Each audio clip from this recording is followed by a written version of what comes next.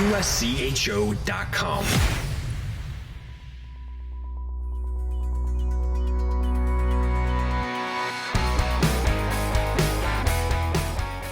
Welcome to USCHO Weekend Review for Monday, October 30th, 2023.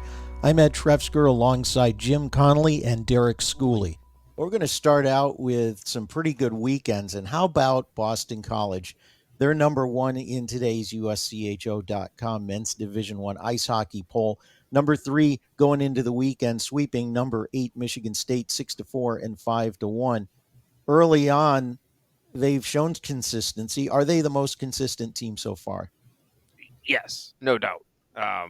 They've been as advertised. From the win to start the season against Quinnipiac down on the road in overtime to to everything in between, and then this weekend against a very good Michigan State team and handling them pretty well, 6-4, 5-1. I think that BC's complete, top to bottom. Now they'll get into Hockey East play, which I think we all know that's going to be a bit of a juggernaut. I wouldn't expect them to roll through Hockey East in any way, shape, or form. But they've played a tough non-league slate. They throw Denver in there, Quinnipiac, 2 against Michigan State. I mean, there's some really solid opponents on that BC slate thus far, and they've handled it. So yes, they deserve to be number one. I don't disagree with you, Jimmy. My question is are we overvaluing Michigan State right now? They're 3-5 in their last couple games. They've got a split with Air Force. They beat Canisius, and now they've lost. They swept Canisius, and now they lost these games. I know they have tremendous talent. I know they are going to be a very good team, but are we overvaluing them right now? Because it does take some time to connect as a group and connect as a team, especially when you have a lot of new players. I will say they're 0-5 since against Boston College since the national championship game in St. Louis, and I guess that's really where I come down to. Yes, it's an impressive record, but where does that put Michigan State right now comparatively to Boston College? Yeah, no, that's a good point. Because I think it was easy to see them get out of the gate quickly with some wins, but was the quality opponent there? Did you face an opponent like Boston College in those first few games? I'm not sure that they did. They'll drop, obviously, in the poll probably pretty significantly this week, and maybe that's where they are. Maybe they're more of a top 15 team as opposed to the top 10 team that they've been really since the start. I mean, their wins are 2 against Lake Superior, and then Air Force, and then Canisius. Those are their 5 wins. So are those where those quality fitting in right now? And they could be there eventually. But like I said, it takes a while for when you get a lot of new players to connect and to get going, especially when you're playing. I think that was their best opponent they played. Obviously, they're going to be number one, but I don't think they had played somebody like that yet. I was delighted to see on Thursday night that the Big Ten Network had Minnesota, Wisconsin on, so I was able to watch it at home. Minnesota dropped 2 games to then number 14 Wisconsin. We're recording before the poll comes out, but we know Wisconsin will be somewhere in the top 5 or 6 teams in the country at 7-1 overall. We knew that Mike Hastings was going to shake things up a bit at Wisconsin. We knew that there maybe needed to be a culture change there from what we hear, certainly a different style of coaching, bringing in some of his own recruits plus others that had been recruited. What is the magic secret there? I mean, they've got to be ahead of schedule from what everybody thought, probably including Mike Hastings. Well, you're talking culture change. I just completely now go against everything I just said about Michigan State. It takes them a while to connect because now you've got a team of a lot of new players, but they had played for Coach Hastings before, and you've got a team of learning a new system, but they are connecting. And I think that's the most important thing at this time of year. Who gels together at the right time? You see teams that get off to hot starts. Who was it last year that went? Merrimack was unbelievable at the beginning and struggled at the end. You see teams do that a little bit different to where some have a hot start and a cold finish. It's about being consistent over 34, 36, 38 games. And we'll see where we are right now and as far as that goes. But a great weekend. I would have never picked a sweep, that's for sure. Yeah, I was actually advising some of my friends that like to bet on any two ants that'll run across the bar and which one's going to win. They said, "Hey, give me a college hockey pick." I said, "Well, if you can find Minnesota over Wisconsin, on night 2 of that series, you absolutely take Minnesota." Well, here Wisconsin came back, finished the sweep. I think that's quite impressive. But I think you're right, Derek. I think that the ability for Mike Hastings to bring some of his best players, not just you know hey, come with me. He was kind of handpicking the players I think that he wanted to bring in with him to Wisconsin. You had some existing talent there. He's obviously sold those players that were in the program on the system. The system works, and I don't know that you can stay this hot all season, but uh, trust me, this team has made a lot of people take notice. I did not think it would be this quickly. I have to admit that. I thought that this would take some time. I thought that you might even see Mike Hastings feel frustrated for a couple of years there, but no, he has jumped in 2 feet. Now let's see how long it lasts. Right now, in the all too early to look at pairwise, Wisconsin is number one. So these are some big wins that'll have impact Oh, down we're the road. bringing the P word Plus, out already? yeah, plus Oh, What are you 6. doing? It's not even Thanksgiving. I know, plus 6 points in the Big Ten, which are going to be huge. Mike So Mike Pursuta, our radio guy, friend of USCHO, brought the pairwise up to me when we were ahead of Minnesota 2 weeks ago. I was like, okay, let's see where this goes. Come on, let's stop this right If yeah, now. we have breaks, pump them really quick. Yeah, no well, doubt. where you are in the pairwise means nothing this time of No. year. What components that you're going to be able to plug into it at the end of the year with games you win now mean a whole lot. So we'll leave it right there at that. How about number 6, Michigan? Now, not a big test for them against the fledgling Lindenwood Lions, 19-2 overall. I think it was 9-0 in the first game. Uh, really doesn't tell you a whole lot, I don't think, but probably felt good for the Wolverines. Especially since they took it was close last year. So this is kind of a little bit of a revenge. I saw the score during our game and I was like, oh, they must have started early to have be 9-0 after 2 or whatever it was, and I didn't realize that it was still going. I thought the app hadn't updated yet, and they still had a whole nother period to go. Looks like Michigan settled on a goalie for now in Barshevsky. He's played the last 4, was player of the weekend, the Big Ten the weekend before, played both against Lindenwood. That's a dominant weekend, and that's a tough one for Lindenwood as well. Yeah, so it's tough to be the team that is going to be the on the wrong end of the statement that a team like a Michigan with that firepower wants to make, and laying 19 on them this weekend is rough. But I think that's a good learning experience too for Lindenwood. For Michigan, listen, sometimes those series can be wonderful because you get guys that aren't scoring goals. Suddenly, the puck's jumping in. They're starting to get some confidence, maybe some comfort. But I also wonder, and Derek, you can maybe speak to this.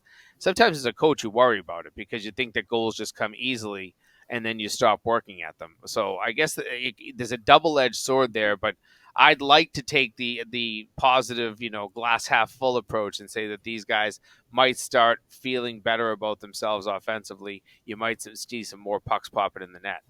Well, this is where it's going to get challenging for them, keeping them grounded, because now they've got. I'm looking at their schedule here. I think they're off, and then they play Minnesota.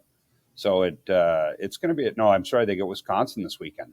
So now they've got to go, and where things could get loose at times and be pretty easy, they've got to play a hot team, and this is going to be I would imagine they got to go on the road, and they play Friday, Saturday this time. But I would imagine they're going to have some tough practices this week at the beginning to try to get them back down to earth and realize that it's not going to be that easy. It's going to be 2 former Atlantic hockey goalies that probably played against each other 2 seasons ago between McClellan yeah. and Barshevsky. Mm-hmm. Interesting.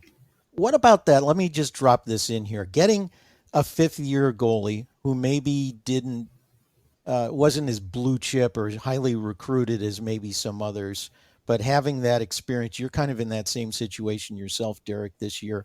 Where does the experience and the poise maybe counteract some of the early juice about a young player? Well, you just have so much confidence in their goaltending, and you're referring to Chad Veltri for us, who was had played 100 games at Niagara and had won a couple playoff series. I mean, he gives you a lot of confidence back there. So much that we're giving up in the 30s in shots on goal, and he's got a 94 save percentage. We're winning hockey games because of our goaltending when we're trying to find our footing. And I know we're going to talk about that a little bit later in the program, but goalies give you a lot of confidence. They get you to play the right way, and they know that if you get a mistake on the other side, if the goalies aren't playing well, you play a little tighter and you aren't as free. And I think when you got a goalie that's doing the job that those two goalies are doing in the Big Ten, you're going to see them move a little bit forward. Mike Hastings right now, the goalie whisperer too, with everything that he's done with goalies. And it'll be interesting to see that matchup. That's a good point by you, that two former Atlantic hockey goalies that would have played against each other. Well, let's talk about Cornell. They came into the weekend number 12, swept visiting Minnesota Duluth 4-1 and 3-0. Especially with maybe Quinnipiac being a bit slow out of the gate, is this Cornell's year to be number one in the ECAC? I think possibly. I'm not writing off Quinnipiac right now. They need to get Colin Graff back, which I think is the number one factor for Quinnipiac. Christophe Tellier is a fantastic player, but he's not Colin Graff. So that first line is very different right now. And you saw that as they split with Maine this weekend. But listen, Cornell seems like they've been coming. This is a Cornell team that Mike Schaefer's been building toward. They've had some really good programs over the last few years. Fell short of a Frozen Four last year. And I know that was a disappointment. But I think that this is a Cornell team you can believe in. And I think it will. I'm not going to call it a 2-horse race. It's too early for that. I don't know really what Harvard's going to look like. And there are some other teams in the ECAC that I'd like to see. New coaching staff at Colgate. I'd like to see what Clarkson is going to look like once they start playing in their league. They've had some impressive games thus far, but they've also had some bumps. I think that I don't want to say this is a wide open ECAC, but I think there's probably more than just one challenger that, one champion to be in there. It's not just Quinnipiac's league to run away with. I think that, you're going to have some challenges, and I definitely think Cornell has to be included in that. Yeah, and Mike Schaefer's a good coach. I played for Mike and worked for Mike, and he'll do a good job there in getting prepared. I guess it always comes back to the same question: when is Cornell going to get back to the Frozen Four? It's been a while, and with the history and tradition of that program, maybe this is that year. But it's been a while. What would have been Buffalo the first time they had it? Or that might have been the last one. I know you. Yeah, I think you guys were thinking right about that. Yeah, that's correct. I think so. I think it would have been Buffalo, and that's been a long time. That's 20 years, yeah. Yes, and they've had some good teams, and maybe this is Cornell's time. We'll find out as we go. Like you said, it's way too early, especially with the Ivy Leagues not just kind of starting up. Let's talk about a couple of bumps in the road. Northeastern has had some injury issues, but they dropped games at New Hampshire and Merrimack. Still pretty early in the season, but where do the Huskies stand? Yeah, I think, they're missing Justin Ritzkovian right now, who's by far their top center. He's a great scorer. He's a great playmaker. He's a really good faceoff guy. I think he might have been the top faceoff man in Hockey East last year. And they've got a few other bangs and bruises along the way already. So last I had checked in with Jerry Keefe, he knew that he's got some challenges. They'll stay the course. That Jerry Keefe teams do that, but they need to get a little healthier. Losing to New Hampshire and Merrimack this week. Those are two teams. New Hampshire's out of the gate. They're playing really well. They're going to be a top 20 team this week. We know that. Maybe even climbing up into the top 15. In Merrimack, everybody is having that anticipation. This is an older, more mature Merrimack team, and that was a good team last year. So there's no shame in those two losses, but I do think that a healthy Northeastern team probably gives better games both of those nights. This is kind of like deja vu, isn't it? Didn't we talk about this a lot last year with Northeastern and their health? I mean, you also talked about teams that went on a little bit of a downturn and then made their way back up in the pairwise, kind of like we talked about with Merrimack. And it'll be interesting to see when they get healthy if they can turn it around a lot quicker, or if it takes some time, because they were falling like a lead balloon for a little bit there, and then made a quick run at the end there to get back in the picture. So a little deja vu with talking about a couple teams here today. And there's a little, the one thing you got to worry about is you hear the expression, you can't win a championship in the first month of the season, but you can certainly lose it. How long some of these injuries last for them, I think, can be a question mark. You don't want to fall too far behind and build too deep of a hole to climb out from. And we're recording again before the poll comes out, but New Hampshire will be in, and Maine possibly will be in the top 20. So no slouches at all there in those Hockey East opponents. How about Arizona State? Jim, you and I had a chance to talk with Greg Powers, Arizona State head coach, and I know, Derek, you talk with Greg every so often.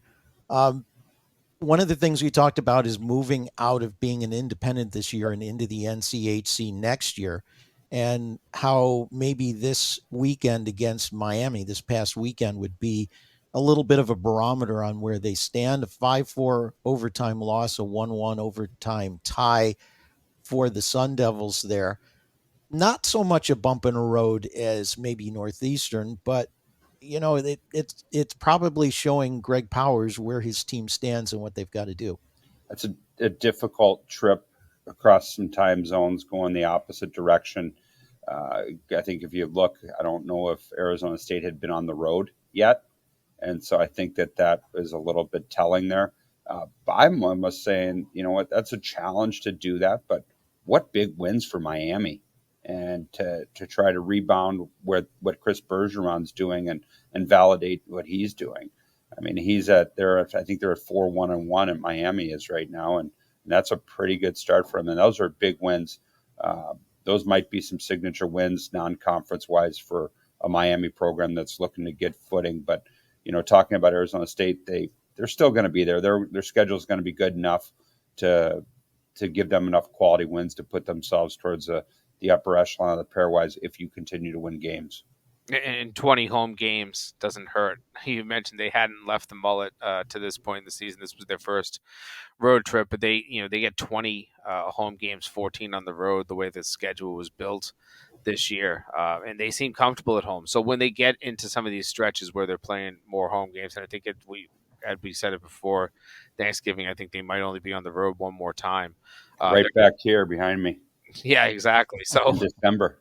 Yeah, so there's not a lot of road play early on. They have a lot in the second half, but if they can start building that record up to 14-4 or something like that, they'll be on really good footing. And then it's just closing things out in the second half. They were in the same position last year, if we remember. I think we sat there somewhere around January 1st and said if they win 60% of their games, 70% of their games, they're in the tournament. Well, they didn't. So this year it's going to be more about closing it out, because I think they will build a little cushion with the way their first half schedule looks. And as kind of a footnote, I think we agreed when we were talking with Greg Powers and even our comments after that the NCHC really seems like the perfect fit for that program. It's a different profile for the university, but as a hockey program and being located in the West and the tradition and the success that those teams have had, I think that's going to be a great spot for the Sun Devils. And it'll make life a little easier for Greg Powers, not having to go out and find all 34 of his games every year. As I think, as he said last week, there'll be a struggle because he owes some teams games that they were scheduled to play next year, and they'll now have to play them over the next maybe 3 or 4 years, I guess. But he said they'll honor every commitment they made. But I mean, being an independent is tough, and I've talked to every independent coach out there about it. How hard is it to just find your games? Look at the Alaska schools. Last year at least, they spent almost the entire last 2 months of the season playing one another. Just to make sure they got some games in, because it's difficult to get some of those opponents. There's more independents out there now, and every time you add one, an Augustana, a Lindenwood, an LIU, Stonehill, these teams that can go out and balance out some of these schedules, it helps. But it's not an enviable position. So I think being in a conference is going to really make a difference for this Arizona State club. Not on the road. Not on the road till December 1st now at Colorado College. Then they come here the 16th and 17th. They've got the Adirondack tournament at Lake Placid, and then they aren't on the road again until almost the end of February, where they have Alaska at Fairbanks and at Anchorage, and that's their non-conference games on the road. Yeah. So, I mean, you're talking like we're on like very few games. The whole month of January at home, basically the whole month of November at home. That's going to be a big, that's going to be big for them. Well, they kind of have earned it after that season during COVID where they were on the road the whole season. You can't keep so coming for back. them. You can't hold that on their side forever. Sooner or later. This balances it out Yeah. for good, I think. Well, when we come back, we're going to take a look at a couple of teams that didn't exist 2 seasons ago that are already above 500, the longest shootout in D1 history, and a tragic death on the ice. And that's when USCHO Weekend Review continues.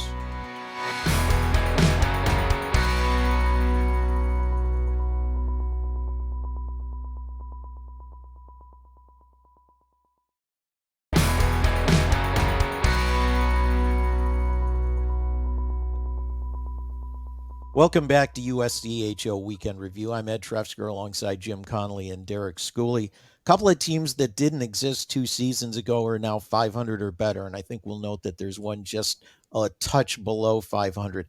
What about the pool of players that's out there now that you can draw from in the transfer portal versus starting from scratch, and also just the amount of talent that's out there with freshman recruits? And we're talking Augustana, they're 3-2-1. They had a tie on the road at Denver and a win over CC. Alaska-Anchorage, 4-4-0. One of those wins was a win at number 15 Penn State. How about them? Yeah, it shows you how deep the pool is right now in college hockey. And if you would have done this show on Saturday morning, you would have had 3 teams. Right now we're at 400, but it just shows you that the pool is definitely large. The transfer portal obviously helps.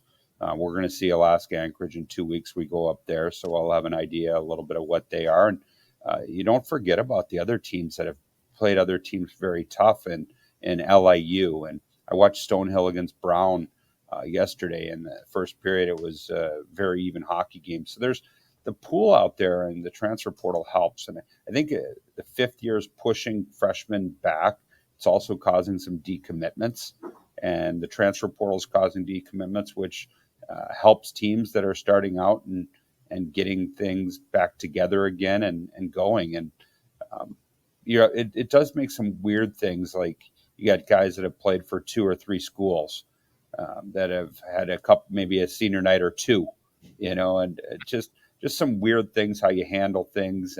But no, it's definitely, you see the independence and the teams that are taking advantage, and starting back over has been challenging for these teams, but it's also been fun. And congratulations to Augustana for going out to Colorado and basically winning in a shootout and then winning the other game. So they would have got 5 of 6 points if that was the case. Yeah, that was actually what I was going to bring up. How I was so impressed with Augustana. That's a team that Alaska Anchorage has been there before. At least they exist. It's kind of similar to you, Derek. Even though you're rebuilding it all, there's still some sort of a little bit of a framework there. But Augustana, I mean, this is kind of coming from scratch at the D1 level. And to immediately jump in 2 feet into the fire and be able to go onto the road, and that was a crazy game Friday night with Denver. And then they played the shootout for kind of the exhibition, entertainment part For of it. fun. Yeah, they end up winning it. Hey, they felt good about themselves, I'm sure. And then the next night, I kind of expected maybe they would take a step back against Colorado College. No way. Another victory on the road, and that opened my eyes. Anchorage opened them the first week of the season when they got a home overtime win over UMass Lowell, and got a split with the Riverhawks, which have proved to be a pretty decent team since then.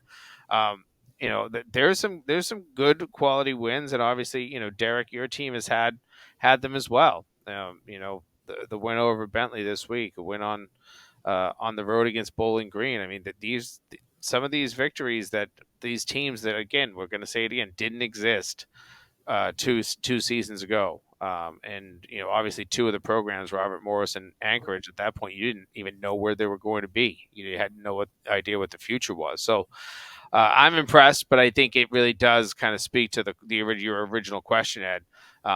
Is there some real depth in this Division One men's players pool? Yeah, absolutely. There's players playing at the Division III level right now who could be playing Division One hockey. There's just not enough spots for them. And like I said, don't forget about LIU that was thrown together, and Brett's got them going pretty good right now. And so there's a lot of players and a lot of people out there that can get the job done, and you're seeing all these teams and schools benefit from it. Well, what is it about the ECAC? They have had so many multiple overtime games in the past in the playoffs. You can just ask our buddy Ken Schott from the Schenectady Gazette about that. Now they've got the longest shootout in Division I history. Harvard versus Dartmouth on Friday. Harvard won the shootout 1-0 in 18 rounds, which means there were 35 saves or missed shots in that. Now, speaking first as a broadcaster, the first time I did a shootout game was a non-conference game at Penn State, and it was just for fun. And I was against the shootout, but I have to admit I felt just a little dirty about how much I enjoyed calling a shootout. I don't know that I would enjoy 18 rounds of shootout. That's a game that went almost 3 hours. I couldn't find the official time. The official box score said length of game 0. Maybe they were embarrassed to put it in, or maybe they just couldn't count up that high in the software. But my goodness, I don't know what that was like to watch or to coach, or if how many people stayed around for the end of the game. It's nerve-wracking as a coach. I'll tell you this, especially when you have a lead, you almost just don't want to watch. You want to hear the reaction. I'll go back to a pet peeve of mine from the earlier one that I wanted to bring up that I forgot. People have to understand that shootout. It's not a shootout win. That's all the people like. And I had to correct our sports information director after we lost in a shootout, then won in a shootout. We tied the game, and we got in league, we got an additional bonus point for either winning the shootout or losing the shootout. It was a tie. Right. And we lost the shootout, we lost the point. We didn't get a loss. So when people say we want, like Augustana blew it up for a while, shootout win over Denver. Right. It wasn't a shootout win. It was, they won the shootout. And I guess it almost needs to, we're in a different than the NHL. We can't say it like the NHL. And every time I see that, I cringe because somebody's not paying attention to how college hockey scores things. Yeah, and then fans get more confused because they see this tie column out there and they don't understand what that means. They assume that means shootout loss, like you see it in the NHL. But in college hockey, you tie a game, and you really do. And that what happens in the shootout is never reflected in your wins or losses. But to go back to 36 shooters, just one goal. I don't know if we have really good goaltending between Harvard and Dartmouth, or boy, they're forwards and defensemen and whoever's going down and taking these shots. Can somebody please make a move and put one in? That's your whole roster, though. That's almost everybody. Right? Everybody won. You're the one guy who didn't get to shoot. I was wondering, sad you are. How do you feel if you were the one person on each team that didn't get an opportunity? Boy, my coach has faith in me that I'll score in the shootout. Hey, but it was the second to last player in the shootout, player number 35 out of 36 on both benches, that finally scored a goal. I was told it took 20 minutes to play the shootout alone. I would be working on shootout moves.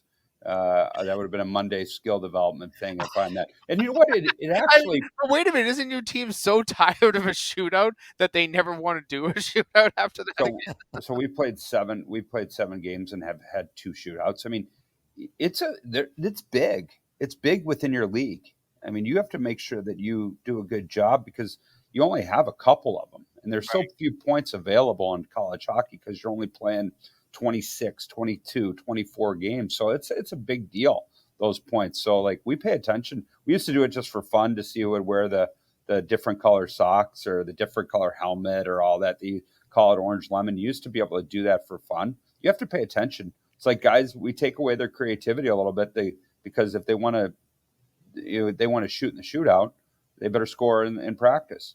And we've used that before. I had a player that played 2 shifts in a game because we dressed the extra forward, and he was a forward playing D because we were sick. But he had won the shootout the previous 2 weeks. So I used him, and he scored. And it was his career highlight. And so you pay attention to that stuff, and it's important, especially for league points. Hockey East actually had a shootout back in the 90s when I was in school at UMass Lowell. And the first time Lowell ever played in a shootout, it was against Boston University, who to BU meant nothing, but to Lowell, that was their big rival. And it was a crazy game. I want to say the final score was 7-7, and it went to a shootout.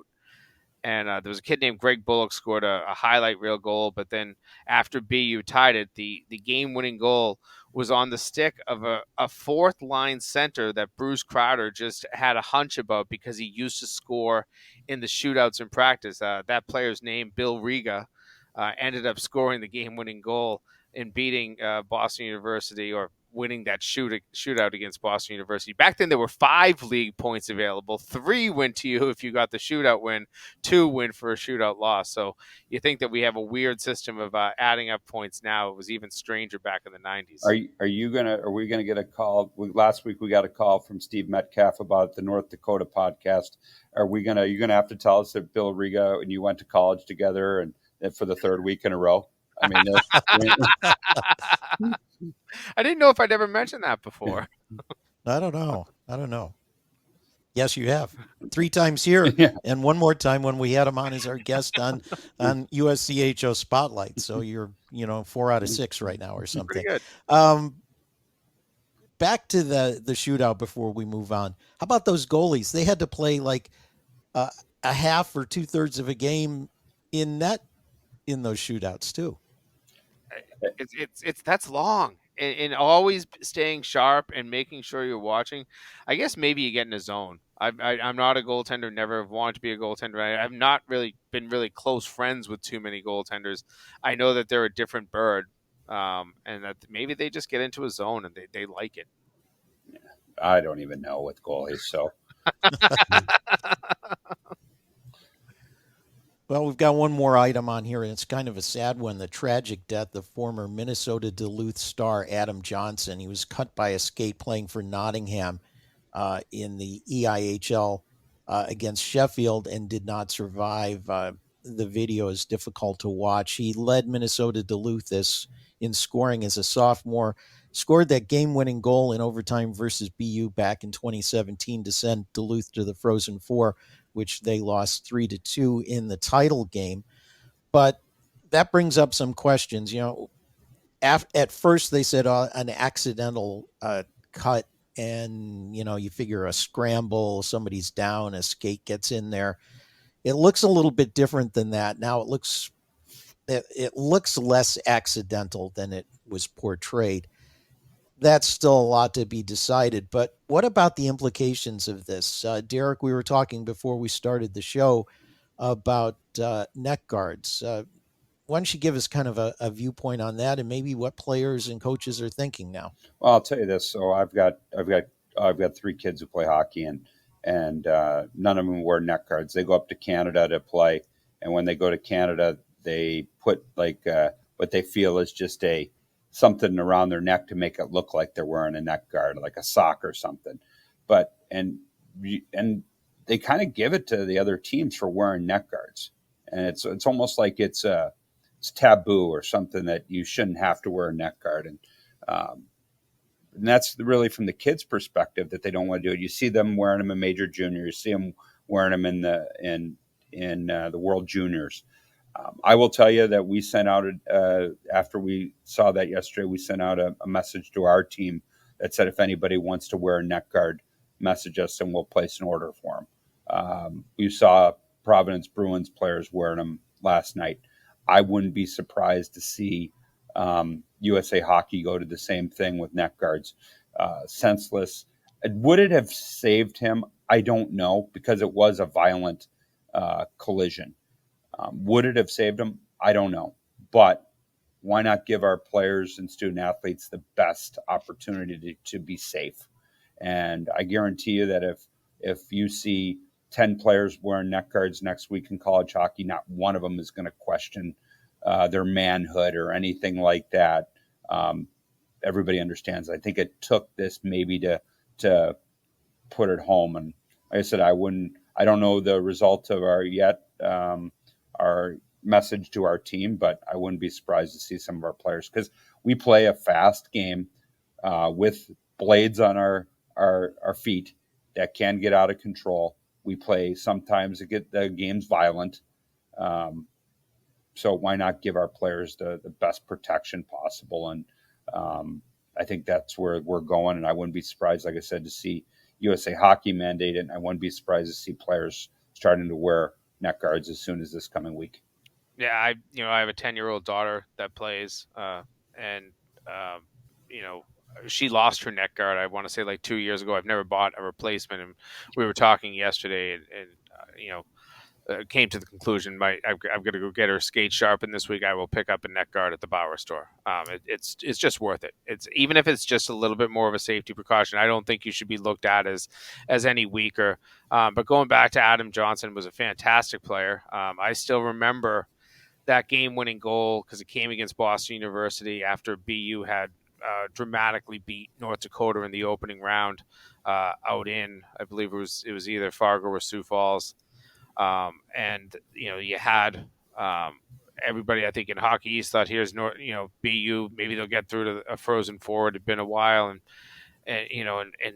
then Adam Johnson kind of killed those dreams for the Terriers, and he was a fun player to watch. And I messaged Scott Sandelin yesterday, saying that thoughts are with the UMD family, because it's a tragic loss. Even if you've lost touch with the player, every program has their players, their alums that pass away. Unfortunately, whether it's cancer, whatever it might be, car accidents, whatever. But when it's an accident on the ice, when it's some sort of a collision on the ice, it hits home a little further, because that you're still going out there and doing that as a coach every day of the week. You're coaching your players. I go back to when the referee Butchie Musso, the old WCHA, lost his life when he collided during warm-ups, didn't have a helmet on, and bumped his head. And hey, there was a mandate the next day. Every referee has to have a helmet on, no matter when it is in the game, warm-ups or game time. You have to have a helmet. I wouldn't mind if we saw some sort of a mandate come out now that says every player should have some sort of protection for their throat, because it's dangerous, as you said, Derek. It's blades, it's knives when you come down to it, that are on the bottom of every player's feet. And I'm surprised we haven't seen more injuries like this. We've seen players come close, but the medical response has been instant and has saved players' lives. I mean, the Bruins the other night had, I think it was Lauko for the Boston Bruins, had nearly lost his eye in an accident. That's this game. You need as much protection as you can get. I wouldn't see any reason to poke fun at anybody for wanting to protect their life. And it was only last season that Eric Huss from Army was cut in the neck during a game. And it was the great work of their trainer, Rachel Leahy, that saved his life. This is not too far distant from the college game. And I would say that it's almost like when they made coaches start wearing helmets, and everybody's like, they kind of fought it. And my assistant, I wear a helmet when I'm on the ice with youth hockey. I don't when I'm with college hockey, because I feel like I know where to be in the drill and have a pretty good idea. But my assistant, Matt Nicholson, wears a helmet. You see other staffs wearing helmets. And, I guess that's kind of going against that. I wear it with little kids because they can slide in from behind you and take your legs out. But the adults can do it too. And so I think that it was looked at that way. Everybody kind of fought that. Now it's accepted. And I think you're going to see that go that way with the neck guards. Well, we'll wrap it up here for this week. For Jim Connelly, for Derek Schooley, I'm Ed Trefzger, and this has been USCHO Weekend Review.